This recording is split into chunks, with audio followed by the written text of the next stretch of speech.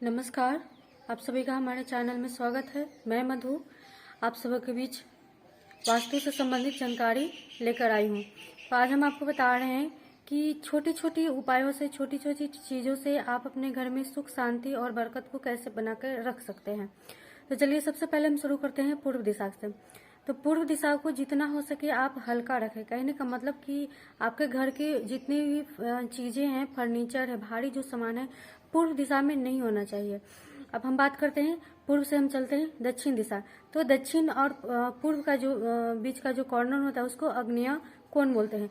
तो यथासंभव आप कोशिश कीजिए कि आपके घर की जो अग्नि के जो चूल्हा है, चूल्हा आप जहाँ पर आप खाना बनाती हैं, तो आप व्यवस्था ऐसा कीजिए कि आपके जो चूल्हे हैं वो आपका अग्नि कोण में हो।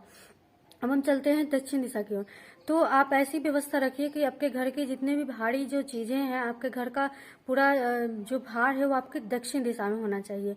और दक्षिण और पश्चिम, पश्चिम दिशा का जो कॉर्नर होता है उसको बोलते हैं हम नैऋत्य कोण।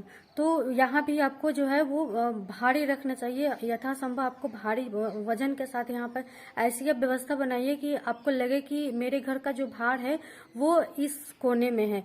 और हो सके तो अगर संभव हो तो बहुत अच्छा रहेगा कि उस घर के बाहर, ठीक है, अगर आपके घर के बाहर, उस घर के बाहर, उसके घर के अराउंड के बाहर अगर कोई पीपल का वृक्ष होता है तो बहुत अच्छा होता है। वो जो होता है वो बरकत का एक तरह से सूचक माना जाता है। अब हम बात करते हैं पश्चिम दिशा। तो पश्चिम दिशा को भी मतलब एक तरह से कहा गया है कि आपके घर में जो ऐसी चीजें हैं, मतलब जो अशुद्धि, अगर आप जिसको आप कह सकते हैं कि अशुद्धि चीजें होती हैं, तो हो सके तो आप पश्चिम दिशा में उसकी व्यवस्था कीजिए। अब हम बात करते हैं वायव्य कोण का। तो पश्चिम और उत्तर दिशा का जो कॉर्नर होता है उसको हम वायव्य कोण कहते हैं। तो वायव्य कोण में ऐसी चीजें आप रखिए जिसको आप अपने घर से, आप अपने आप से दूर करना चाहते हैं। तो यहाँ पे एक और पॉइंट हम आपको बता दे रहे हैं कि अगर आपके घर में कोई लड़की है, शादी जिनको करानी है, शादी में विलम्ब हो रहा है, तो आप ऐसी व्यवस्था करिए कि आपकी लड़की को वायव्य कोण में रहने, सोने, खाने पीने की व्यवस्था आप बना सकते हैं, जिससे इस घर से उनका जो है वो नाता जो है वो धीरे धीरे जो होगा वो मतलब अलगाव बन करके उनको अलग दूसरा अपना ससुराल मिलेगा। हम उत्तर दिशा की बात करें तो उत्तर दिशा भी जो होता है वो बहुत ही शुद्ध माना गया है, पवित्र माना गया है। तो आपकी पूजा पाठ की चीजें, जो भी आपके घर में जो पवित्र चीजें हैं, आप उनको उत्तर दिशा में रख सकते हैं। और हम पूरब और उत्तर दिशा का जो ईशान कोना है, तो आपकी पूजा पाठ की जो सामग्री होगी, पूजा पाठ जहाँ पर देवी देवता स्थापित किए जाते हैं, आप ईशान कोना में स्थापित कर सकते हैं। यहाँ पे 2-3 चीजें और हम आपको बता रहे हैं कि कभी भी ईशान, आपके घर में ईशान कोना में या पूर्व दिशा में या फिर उत्तर दिशा में गंदगी नहीं होना चाहिए। जितना हो सके साफ सफाई रखिए।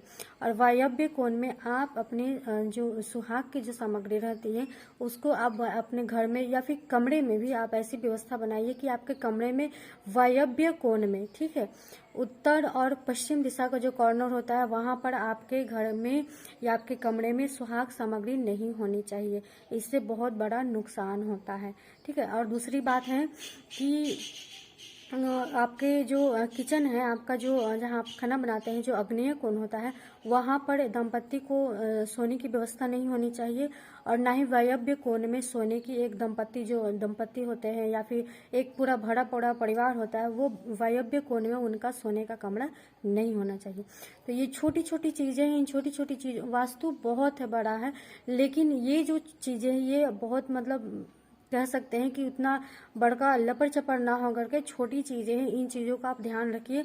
वास्तु को घर से बस दूर सिर्फ एक ही कारण से किया जा सकता है, घर में आप नित्य पूजा पाठ कीजिए, भजन हरि कीर्तन होना चाहिए और जितना हो सके साफ सफाई रखिए। और ये जो छोटी छोटी चीजें हैं आप इनको व्यवस्थित रखिए। अग्नि कोण में अग्नि की व्यवस्था होनी चाहिए, उत्तर और पूर्व दिशा में पवित्र चीजों का व्यवस्थित होना चाहिए, और पश्चिम और वायव्य कोण में अगर आप वैसी चीजों को रखिए जिसको आप खुद से दूर रखना चाहते हैं।